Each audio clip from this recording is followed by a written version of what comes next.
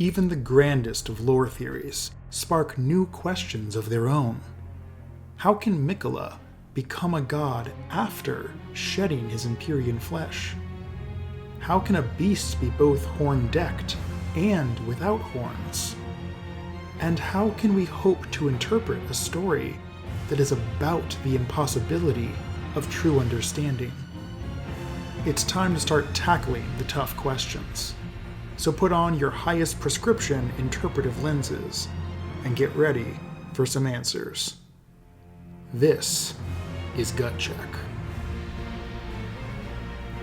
As before, this video is intended as a follow-up to the Grand Unified Theory, and specifically we'll be addressing many of the most common questions I've received about it. But if you haven't watched that yet, I will explain the context for each question as it comes up. So this will effectively be an 8 cool details you didn't know about Elden Ring video for you. After this video, there will be one more episode of Gut Check, at least for now, and then a remastered version of the full Grand Unified Theory of Elden Ring. So, Merry Almost Christmas. Now, I've received many questions over the course of the series, but let's start off hot and heavy by answering the single most common question I have received on my videos. Am I Charred Thermos? If you don't know, Charred Thermos is a YouTuber who primarily analyzes Bloodborne in a series called In Agony of Effort. Specifically, he analyzes the story through a chosen lens of Victorian medical history and interprets the entire game through that lens. For instance, insight, or eyes on the inside, can refer to the knowledge that Victorian doctors gained through the process of dissection, by literally looking inside of the human body. In short, the answer is no, I am not Charred Thermos. And just to be sure, I emailed him to double check, and he also agrees that we are not the same person. That said, I do understand why so many viewers asked this question. We have a very similar approach to analyzing a FromSoft game. Like Charred Thermos, I began with a thematic lens, and then built an ambitious interpretation on top of it. We also have similar voices, apparently. In fact, I tested this voice similarity by putting on a Charred Thermos video while my wife was asleep on the couch. When she woke up, she looked at me and said, "Wait, when did you make a Bloodborne video?" So I can't blame any of you for thinking our voices sound similar when my own wife got tripped up. Oh, and surprise, I have a wife. All the fingers and all the real fragments. So with that out of the way, I'll respond to other points in semi-chronological order.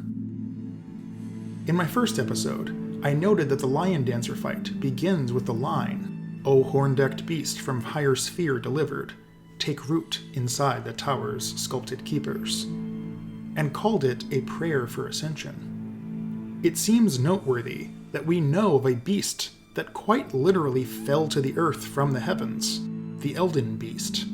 And given all the evidence that the Hornsent were attempting to create a god, and may have succeeded, this line could be referring to the Elden beast, and the Lion Dancers in turn as an initial attempt to merge the identities of two people to create a being that could bear the Elden Ring. I think this is a solid connection, but I do understand why some viewers responded that I seemed overconfident in that point, when the Elden beast isn't horn-decked. How could it then be the horn-decked beast from a higher sphere? The missing piece is what I addressed in my Vision and Cosmology episode much later, that divinity in Elden Ring doesn't have a fixed form, but shifts with how it is perceived. So firstly, we don't actually know what the Elden beast looked like in the era of the Hornsent. At that time, it was likely connected directly to the energy of the Crucible, so maybe it literally did have horns in the past. But equally likely is that the Hornsent would project their image of divinity onto a being they didn't fully understand. To them, horns and divinity are practically synonymous, so of course the holy beast that incarnates order would be horn-decked. The greater point here is that divinities in Elden Ring might best be understood as aspects of the divine, more so than as separate beings with consistent traits. The lore is rife with stories of people discovering new divine aspects through adversity or struggle, and these references are even stronger in Shadow of the Erdtree, which directly compares Red Bear's God unique to himself to the religion of the Hornsent. So perhaps if you pray with horns in mind, then the holy forces of the Crucible respond with horns. And if you pray with a bear in mind, and believe deeply enough in the divinity of bears, then the holy forces of the Crucible respond with a bear. Either way, in retrospect, I would have worded the point differently, but I still stand by the underlying connection. But what about Miquella's godhood? I also claimed early on that being a demigod is synonymous with having the ability to bear a great rune, and that being a god is synonymous with the ability to bear the Elden Ring. However, many people asked how this comports with Miquella, who gave up his body entirely and yet is identified as a god in the game. Or, for that matter, what about Ranni, who also gives up her body and yet becomes the god of the Age of Stars in her ending? So there's two responses. Firstly, both Miquella and Ranni, as Empyreans, presumably could have borne the Elden Ring in the way that Marika did, but chose not to, because they want to bring about a different kind of order, rather than simply replacing her. But that still leaves the question, what does it mean for Miquella to be a god without a body to be the vessel of anything? As I mentioned at the very end of my first episode, Marika is both god and lord of the Golden Order, as well as vessel for the Elden Ring. But this is particular to the current order, and not all of these roles are typically played by the same person. God and Lord may be separate individuals, and the god of an order might not need to be the vessel of the Elden Ring. Rather, the god is a being capable of communing with the divine, and serving as a sort of bridge between the divine and mortal world. Marika does this in the most direct way possible, by physically bearing the Elden Ring. But in Ranni's ending, she appears to offer Marika up to the Dark Moon. So it's a reasonable interpretation that the moon will become the vessel for the Elden Ring in the new Age of Stars, and that Ranni will serve as the conduit, connecting its divine power to the world.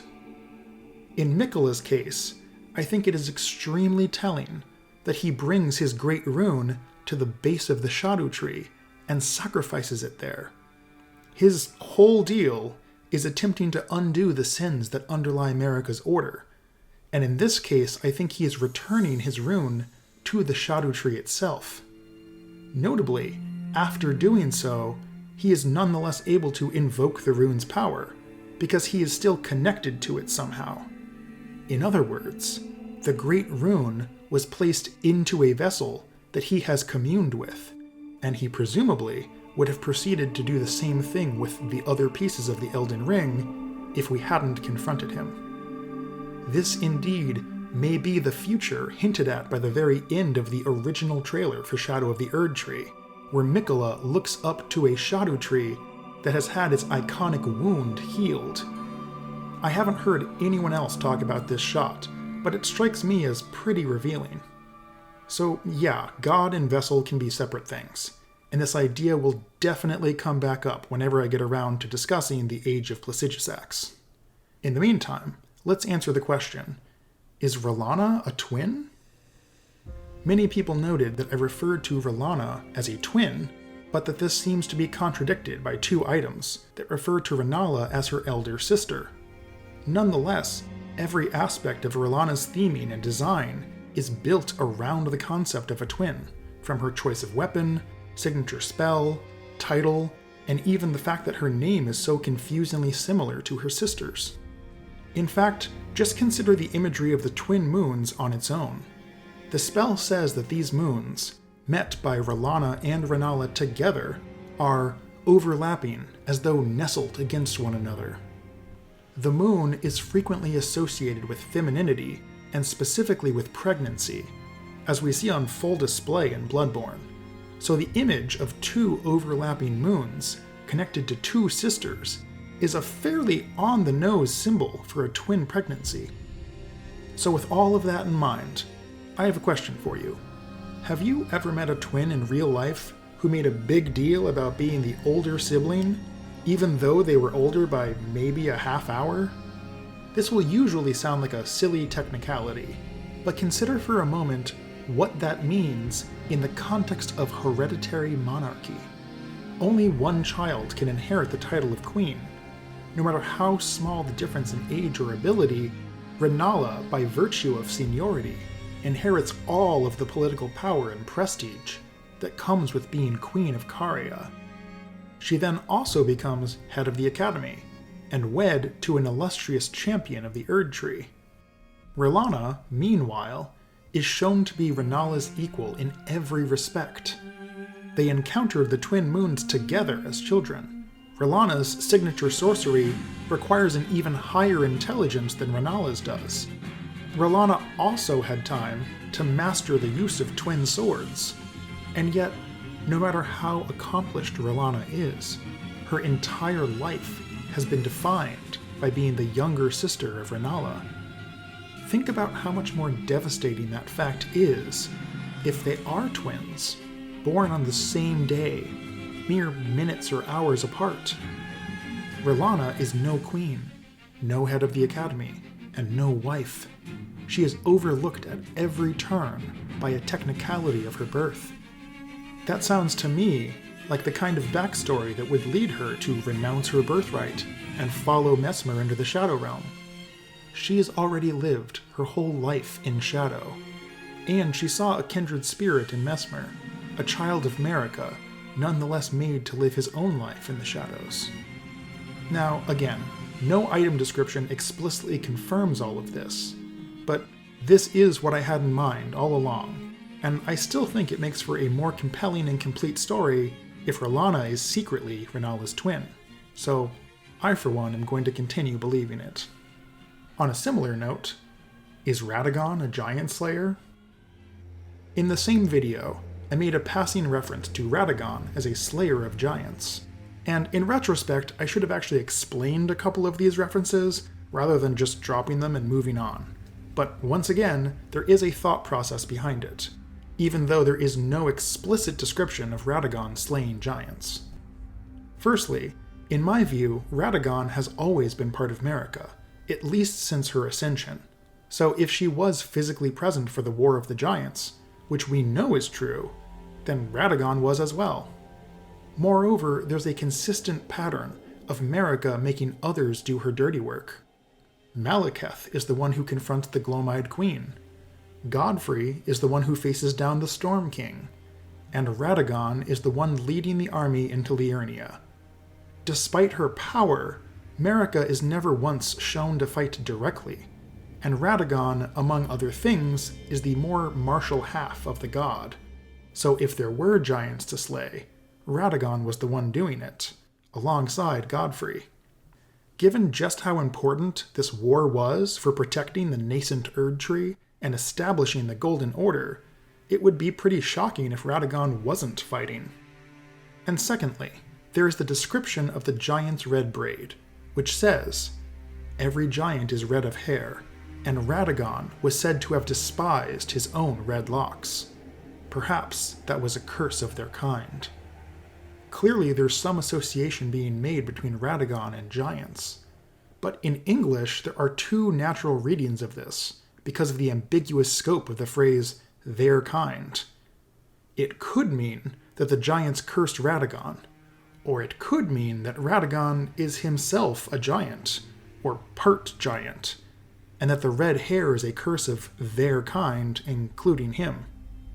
Here, the Japanese is helpful, because instead of the ambiguous pronoun, it restates the subject.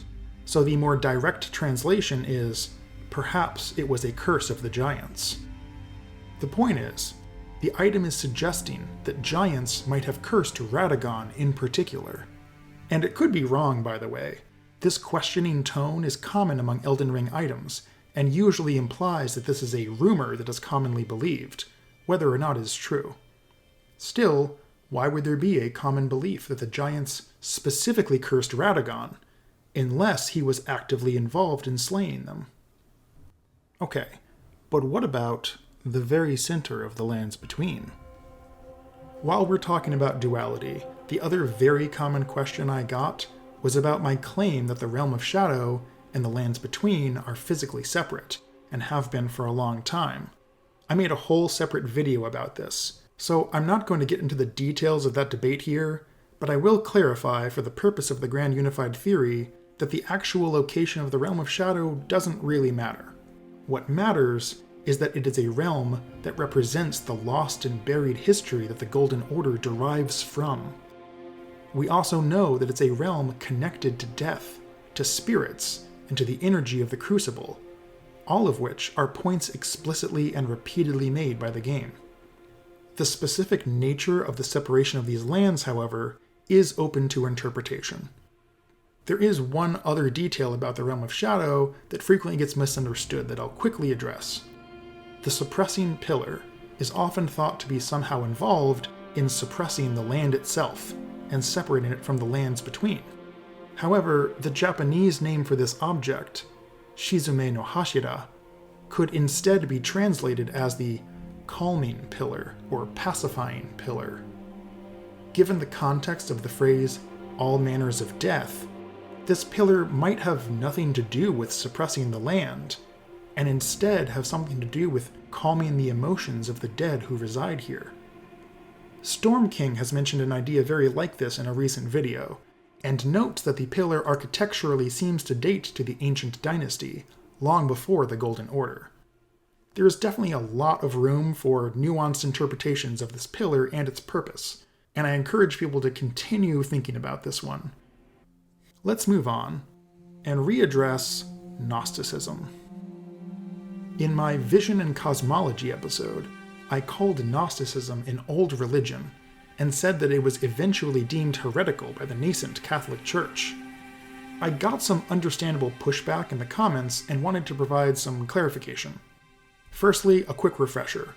We're talking about a set of ideas that were ascribed to by some early proto-Christian groups, that the material world was a flawed creation from the very beginning, a creation of a false god called the Demiurge. In order to reconnect to divine truth, Gnostics believed that we had to somehow see past and reject the material world. The main problem is me referring to this as a religion called Gnosticism. The reality is that the term was created later to describe a series of ideas that were ascribed to by disparate groups that never quite solidified into an organized religion. Meanwhile, the idea that the creation of the world was done by a false god is pretty deeply heretical in most religions. I wanted to get the basic idea across and move on, but should have expected my audience to be versed in these topics, and I do respect a demand for rigor, thus clarification. Of course, this doesn't change our analysis of Elden Ring. The purpose of bringing up Gnostic ideas when analyzing Elden Ring, or Evangelion for that matter, isn't to promote a religious ideology, but to get at the underlying anxiety that Gnosticism itself is responding to, and to confront that head-on. We live in a world with great suffering, and we can acutely feel the great gap between ourselves and other people. Can we ever close that gap? Can we ever reach a deeper truth beyond the limits of the physical world? This genre of anxiety repeatedly recurs in Elden Ring, and the divine forces of the world seem to present many different answers to this question. But with that clarification out of the way, let's move on to discuss mistranslation. I've brought up translation in the context of Elden Ring, which is interesting both as a practical aspect of the game's development and as a theme the game is exploring. The game is clearly interested in translation as a concept, as divine purpose is translated to us from the subtle motion of the fingers, which in turn we learn has already gone through multiple layers of transmission and interpretation. This is a topic that I think the game is actively exploring, and this informs how we should think about translation of the game itself, especially the English translation. However, upon reflection, I do think I can be much more precise about what I mean here. In my Vision and Cosmology episode, I said that mistranslation is an intentional part of the process of the game, and That's a dangerous way for me to word this point. I certainly do not mean to say that the translation team is trying to trick us, or that thinking more carefully about the translation is ultimately futile. Rather, what I mean is that ideas warping in translation is unavoidable. And in Elden Ring, I think this unavoidable reality has been worked into the themes and narrative of the game itself. So, a few quick notes about that. Firstly, as I reiterate in my World Turns Upside Down video, there is a real difference between the English translation of Elden Ring and every other non-English translation. There was quite simply more effort and more resources dedicated to the English translation, as is attested to in numerous interviews. And this makes sense when the game was always intended to have exclusively English voice acting, and a famous English writer collaborating on world building. But I think there's more to it than that. Miyazaki talked to George R.R. Martin about major themes and ideas they wanted to include, but then encouraged him to take those themes and write a world-building document all on his own, in English. After Martin was done, Miyazaki took that document as a starting point, and in one interview prior to the game's release, seems very excited by the idea of Martin getting to discover just how thoroughly his characters have been twisted into monstrous versions of themselves. In other words, the relationship between the original conceit written by Martin and the version of the Lands Between we see in-game was very intentional from the start.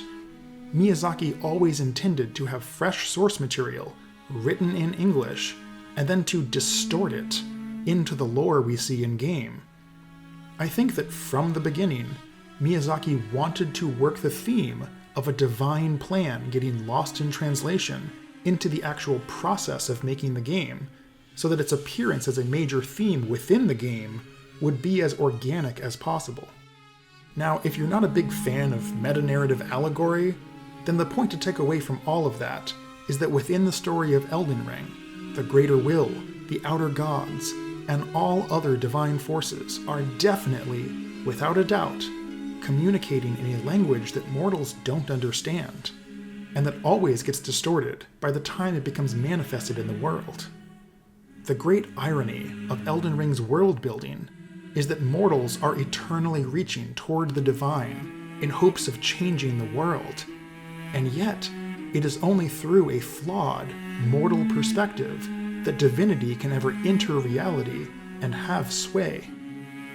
This interplay causes the world itself to constantly twist and distort to better conform to some perfect vision that by its very nature cannot be conceived of by anyone, mortal or divine. And all of that sets us up pretty nicely for the real punchline of Gut Check, namely, what exactly is the Grand Unified Theory?